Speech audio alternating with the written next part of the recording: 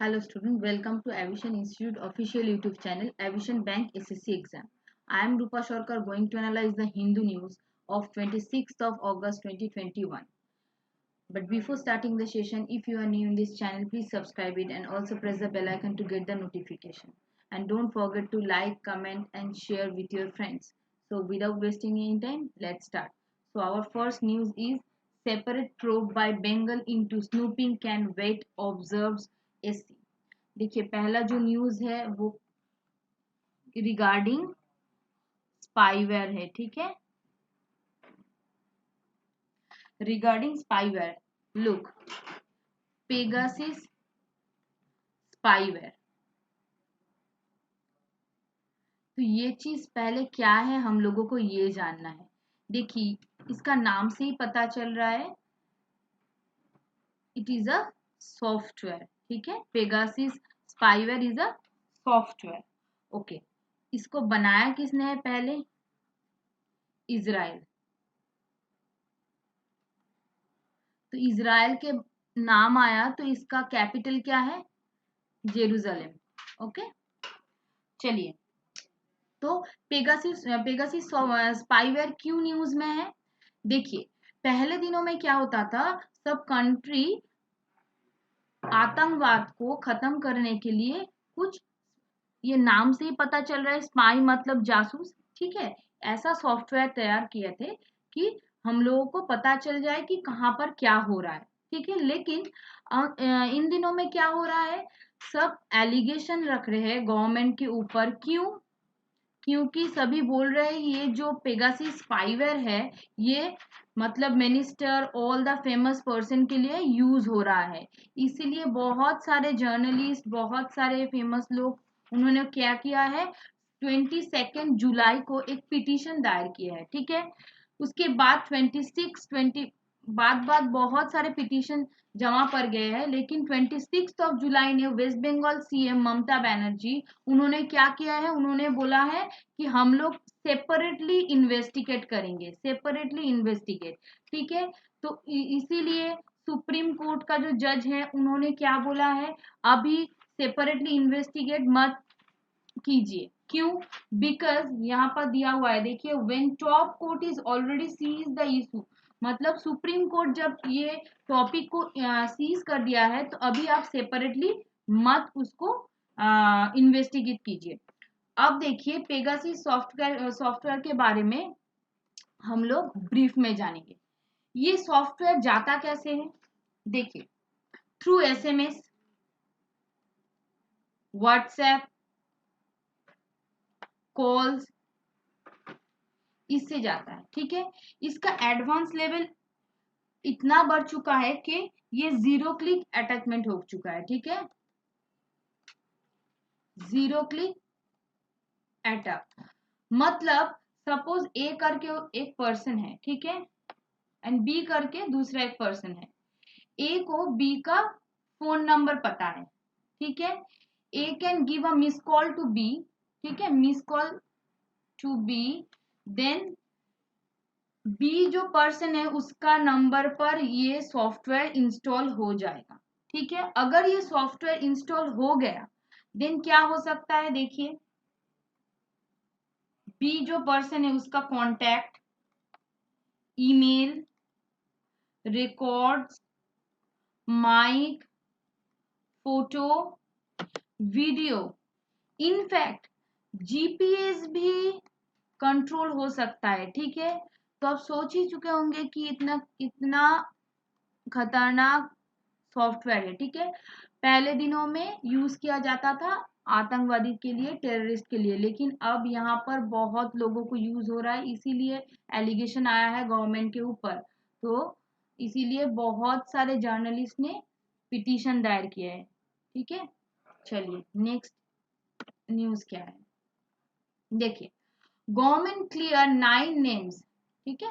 Government clear 9 names for SC जजेस। देखिए बहुत सारे जजेस, मतलब 9 जजेस अपॉइंट हुए हैं, लेकिन 9 जजेस जो अपॉइंट हुए हैं सबका नाम आपको नहीं पढ़ना पड़ेगा। You have to just read पहले जो अपॉइंट हुए हैं BV नागारत्ना, ठीक है। ये जो BV नागारत्ना है, she is an high court जज ऑफ कर्नाटका, ठीक है। देखिए,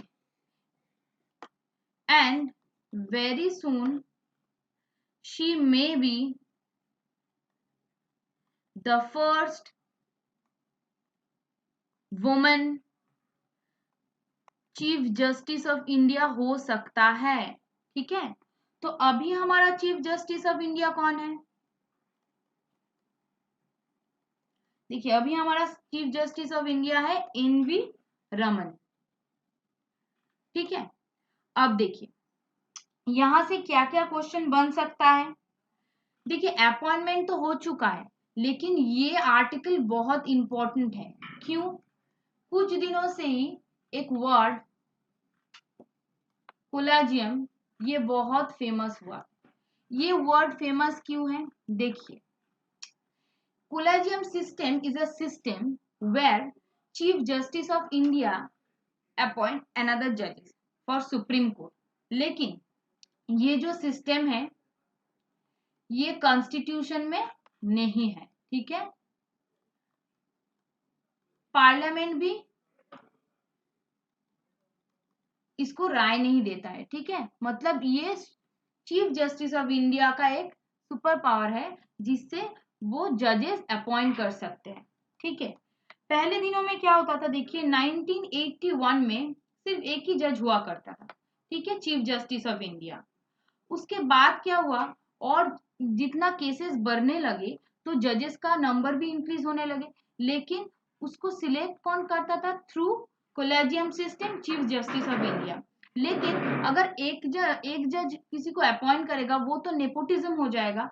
तो 1999 में 2 जज और अपॉइंट किया गया थ्रू कोलेजियम सिस्टम, एंड 1993 में ही फर्स्ट कोलेजियम सिस्टम का इंट्रोड्यूस हुआ था, ठीक है। तब क्या हुआ था?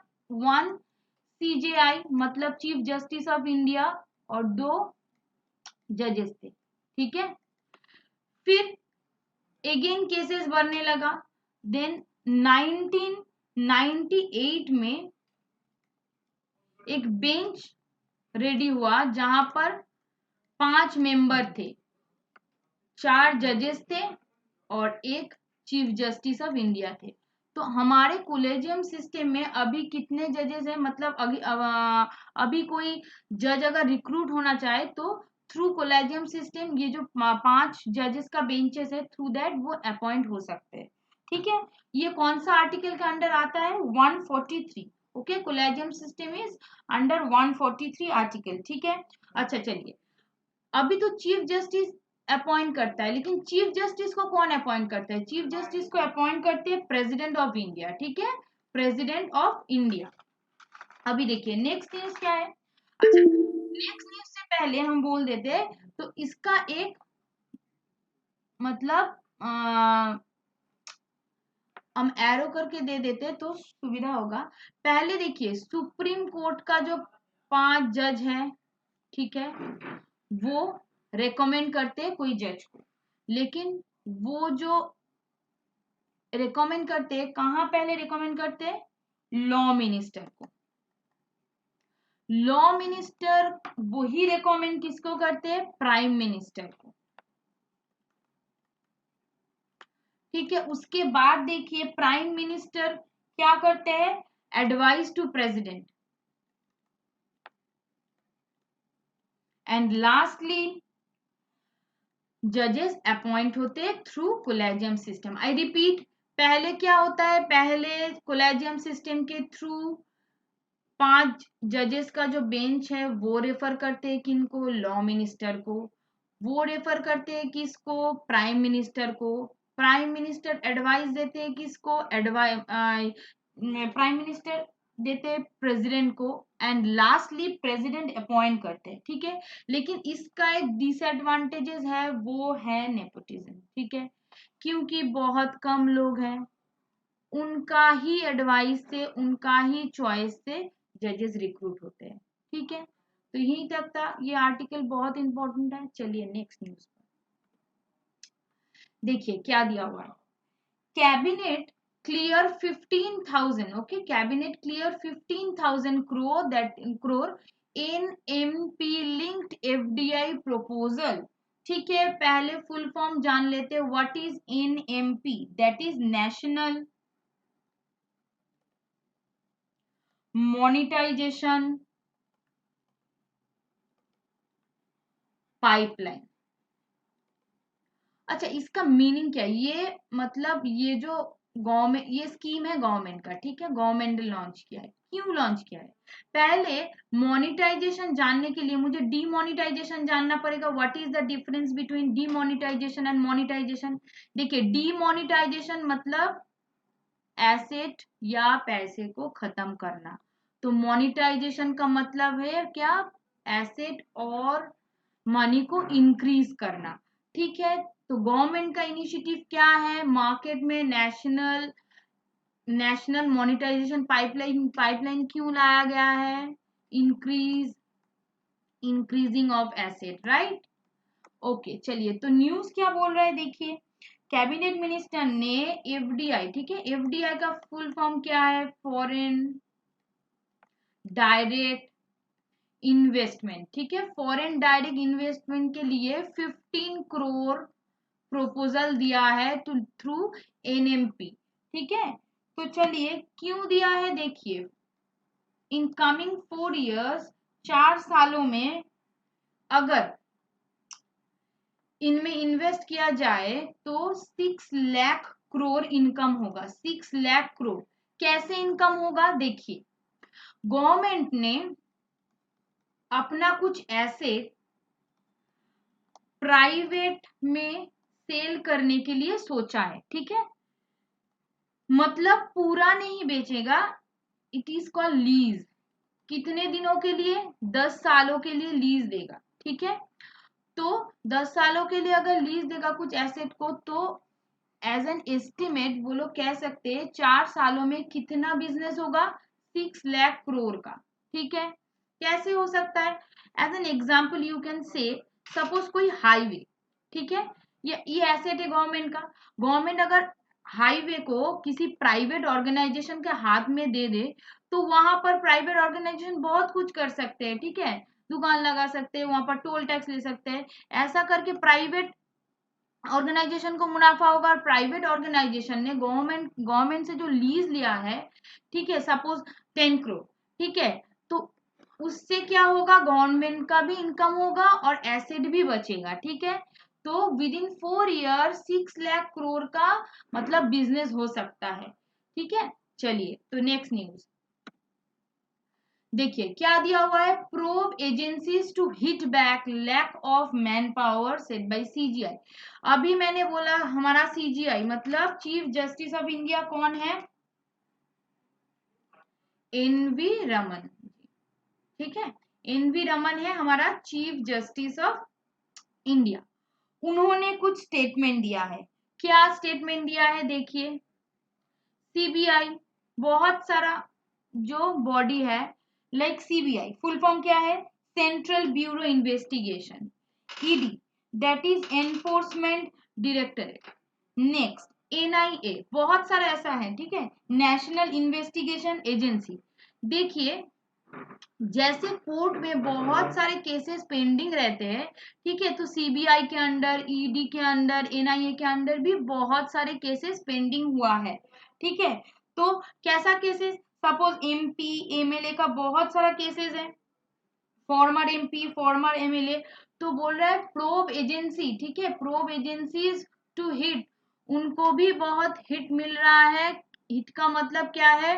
वो भी बहुत अंडर प्रेशर है, because day by day cases बढ़ रहा है। तो उन्होंने एक स्टेटमेंट दिया है कि मतलब कोर्ट में जैसे केसेस बढ़ते जा रहे हैं, तो इन सब एजेंसी में भी बढ़ते जा रहे हैं। ठीक है, तो वो as soon as possible solve होने के बाद, मतलब सॉल्व होने के लिए बोल रहे हैं। क्योंकि अगर ऐसा ही चलता गया, केसेस पेंडिंग होते गए, ये सब एजेंसी भी कोर्ट की तरह मतलब पेंडिंग केसेस को मतलब जमा करते करते वो इतना हो जाएंगे कि सॉल्व मतलब होते होते बहुत दिन, जो केसेस सॉल्व होना चाहिए टाइम में वो नहीं हो पाएगा और इंडिया में सुधार भी नहीं आएगा। चलिए, अब तो ये गया न्यूज। यहाँ पर मैंने जो कहा सीबीआई, ईडी, एनआईए, इनका कुछ मतलब ऐसा ही स्टैटिक जीके के लिए बोल रहा हूँ, ठीक है। जो सीबीआई है वो एस्टेब्लिश ईयर क्या है, 1963 है, ठीक है। वो कौन सा मिनिस्टर के अंदर आता है, मिनिस्ट्री ऑफ होम अफेयर्स, ठीक है। ये जो एनफोर्समेंट डायरेक्टरेट है ये 1957 में स्टैब्लिश हुआ था, ठीक है, डिपार्टमेंट ऑफ रेवेन्यू के अंडर, ठीक है, डिपार्टमेंट ऑफ रेवेन्यू के अंदर। अच्छा, ईडी का काम क्या है, law enforcement agency. Actually ED का काम है reduce money laundering, okay. And NIA, इसका स्टैब्लिशमेंट ईयर क्या है, इसका स्टैब्लिशमेंट ईयर है 31 दिसंबर ऑफ 2008, ठीक है, 2008। तो चलिए नेक्स्ट न्यूज पर जाए। Centre raises fair price of sugar cane, ठीक है। शुगर केन मतलब क्या है, गन्ना। तो पहले मुझे जानना है भारत में, ठीक है, भारत में सबसे ज्यादा कहाँ पर इंक्रीज होता है, ठीक है। एज पर अब वर्ल्ड देखोगे तो इंडिया सेकंड पोजीशन पर है, ठीक है, to produce sugar cane, second position पे। आप देखिए इंडिया में सबसे ज्यादा प्रोडक्शन कहां पर होता है, यूपी, और सेकंड हाईएस्ट क्या होता है, महाराष्ट्र, ठीक है। अच्छा, यूपी का कैपिटल क्या है, लखनऊ। इसका सीएम कौन है, आदित्यनाथ योगी, ठीक है। तो अब देखिए न्यूज क्या है, पहले ये जो गन्ना था वो फार्मर प्रोड्यूस करते हैं, ठीक है,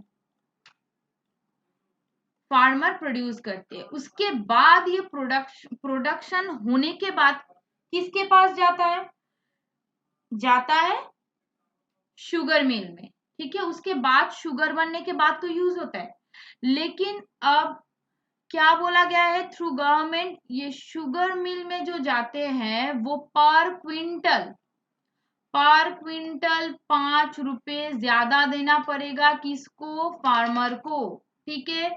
शुगर मिल में 5 रुपए पर क्विंटल ज्यादा देना पड़ेगा फार्मर को। ये स्टेप क्यों लिया गया है, ये स्टेप इसीलिए लिया गया है ताकि फार्मर्स लोगों का थोड़ा मतलब इनकम बढ़ जाए, बिकॉज वो लोग प्रोड्यूस करते हैं लेकिन वो लोग ही अंडर पॉवर्टी लेवल में रहते हैं। इसीलिए गवर्नमेंट ने डिसाइड किया है कि शुगर मिल वालों को पर क्विंटल 5 रुपीज फार्मर को देना है। लेकिन अभी पर क्विंटल कितना पैसा है, अभी पर क्विंटल 290 पर क्विंटल है।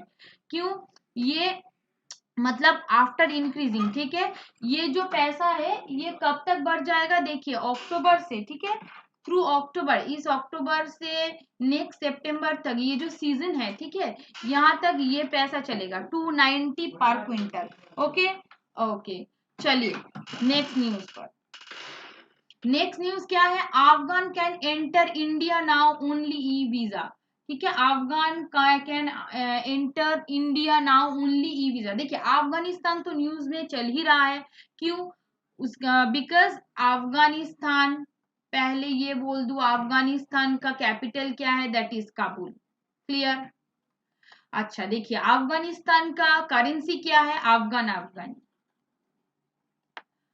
कोई भी न्यूज पढ़ते टाइम ही उसका capital, currency, CM, prime minister, president ये पढ़ा कीजिए, क्यों, उससे ही क्वेश्चन बनता है। अच्छा चलिए अब न्यूज क्या है, देखिए अफगानिस्तान में जो क्राइसिस चल रहा है, क्यों क्राइसिस चल रहा है, because it is totally controlled by Taliban. तो वहां पर जो मतलब लोग रह रहे थे उनको इवाकुएट किया जा रहा है,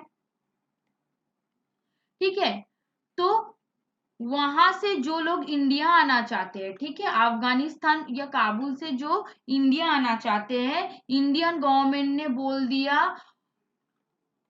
थ्रू ई वीजा ओनली वो आ सकते हैं, ठीक है। ई वीजा के अलावा कोई भी डॉक्यूमेंट एक्सेप्ट नहीं किया जाएगा, ठीक है। ओनली ई वीजा से ही एक्सेप्टेंस मिलेगा, मतलब इंडिया में वो लोग आ सकते हैं।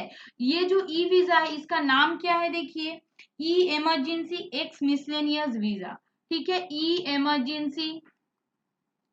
इमरजेंसी एक्स मिसलेनियस वीजा, ठीक है। ये ऑनलाइन अप्लाई हो सकता है, ठीक है। साइट भी दिया हुआ है www.indiavisaonline.gov.in, ठीक है। चलिए, यही था न्यूज। मतलब इंडिया में आने के लिए उनको थ्रू ई वीजा ही आना पड़ेगा, विदाउट ई वीजा वो आ नहीं सकते। चलिए नेक्स्ट न्यूज क्या है, देखिए। India anticipated Taliban take over. अच्छा, ये जो मतलब हम लोग पिक्चर देख रहे हैं, ये किसका पिक्चर है, देखिए। ये पिक्चर से ना याद हो जाता है कि कौन है। इनका नाम है बिपिन रावत। ये कौन है? द चीफ डिफेंस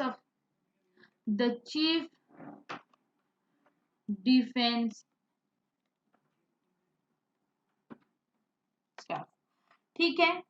तो उन्होंने क्या कहा है, देखिए। उन्होंने कहा है we have to ready to fight with terrorist, ठीक है। मतलब हम लोग रेडी है, क्योंकि देखिए तालिबान ने ऑलरेडी अफगानिस्तान को कंट्रोल कर लिया है, ठीक है। मे भी हो सकता है कि वो इंडिया को भी कंट्रोल करना चाहे। तो बिपिन रावत जी ने क्या बोला है, हम लोग रेडी है, we can fight with terrorist. Okay, चलिए। तो नेक्स्ट न्यूज क्या है, देखिए। यहाँ पर दिया हुआ है Putin Xi agree to join combat थे। अच्छा, पुतिन कौन है, देखिए। Russian president, okay, Vladimir Putin. और चाइना का प्रेसिडेंट है जी जिनपिंग, ठीक है। अच्छा, तो ये दोनों न्यूज में क्यों है, देखिए। ये दोनों जो कंट्री है, उन्होंने क्या किया है, एक डील किया है, increase cooperation to fight against terrorist, ठीक है, ठीक है। तो मतलब दोनों ने एक डील किया है कि अगर कोई भी टेररिस्ट, ठीक है, कोई भी टेररिस्ट कम्युनिटी अगर आए तो वी कैन जॉइंटली कम्बैट, ठीक है। मतलब हम एक साथ लड़ेंगे कि वो आ नहीं पाए, ठीक है। तो यहाँ पर मीटिंग हो रही है शंघाई कॉर्पोरेशन ऑर्गेनाइजेशन के थ्रू। शंघाई कॉर्पोरेशन का मतलब मीटिंग भी है, ये देखिए यहाँ पर दिया हुआ है कि mister Putin and mister Xi agree to intensify the bilateral contact and make the most of the potential of Shanghai Cooperation Organization SCO that is due to convene the summit in the Tajikistan next month। अच्छा, देखिए, ये जो SCO है, इसके बारे में थोड़ा जान लीजिए। देखिए, इसका कंट्री कौन कौन सा है, मेंबर कंट्री। देखिए, रशिया है, मंगोलिया है, काजिकिस्तान है, किर्गिस्तान है, उज्बेकिस्तान है, इंडिया है, रशिया है, चाइना है, ताजिकिस्तान है, ठीक है। इंडिया ने कब एससीओ ज्वाइन किया था, in the year of 2007। And इसका शंघाई कॉर्पोरेशन कब स्टैब्लिश हुआ, 2001, ठीक है। तो ये सब कंट्री मिलके बात करेंगे कि कैसे टेररिज्म को रोका जाए। क्लियर। चलिए नेक्स्ट न्यूज पे देखिए। ये न्यूज थोड़ा जान लीजिए। Fukushima nuclear water to be released via undersea tunnel. देखिए, ये जो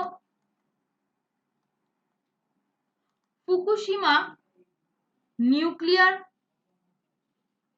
प्लांट है, वो कहां पर है, वो है जापान पर। क्लियर।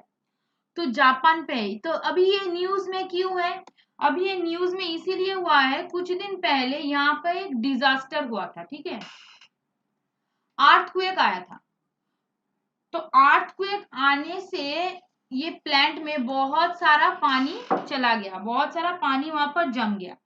तो अभी गवर्नमेंट ने क्या डिसाइड किया है कि थ्रू अंडर सी टनल, ठीक है, थ्रू अंडर सी टनल वो वाटर मतलब निकाल देंगे, ठीक है। अदरवाइज ये प्लांट काम ही नहीं कर रहा है। तो यहाँ पे क्या क्वेश्चन बन सकता है, देखिए। फुकुशिमा न्यूक्लियर प्लांट कहाँ पर है, ठीक है। तो अंडर सी टनल कहाँ बनाया जा रहा है। क्लियर। तो चलिए नेक्स्ट क्वेश्चन देखिए। Inflation to remain within 4 to 6% range says Bajaj. अच्छा, इसके लिए पहले मैं ये बोल दूं, that is inflation will remain within the range of 4 to 6% and the government is taking periodic step to contain it। Revenue secretary Tarun Bajaj, it is the important, ठीक है। रेवेन्यू सेक्रेटरी कौन है? तरुण बजाज जी। तो उन्होंने क्या कहा है? पहले उन्होंने बोला है कि अभी इन्फ्लेशन का रेट क्या है? 4% to 6%, ठीक है, 4% to 6%। देखिए, सेफ क्या है? +-2, मतलब मिनिमम इन्फ्लेशन का रेट क्या है? दैट इज 2% एंड मैक्सिमम क्या हो सकता है? That is 6%। 6% से ऊपर चला जाए तो इन्फ्लेशन मतलब बहुत ज्यादा बढ़ जाएगा, कंट्री को नुकसान पहुंच सकता है, ठीक है। तो अभी हमारा भारत का जो इन्फ्लेशन रेट है दैट इज अंडर मतलब 4% to 6%, वो सेफ जोन में है, ठीक है। तो मतलब इससे ज्यादा नहीं हो तो उससे मतलब इकोनॉमी बहुत ज्यादा हार्म हो सकता है, ठीक है। तो यहाँ से क्या क्वेश्चन आ सकता है? इन्फ्लेशन रेट क्या है, या who is the revenue secretary of who is revenue secretary, then your answer should be Tarun Bajaj, ठीक है। आई होप आपको ये सेशन अच्छा लगा होगा। अगर अच्छा लगा होगा तो please don't forget to like, comment, share. Okay, thank you for watching the whole video.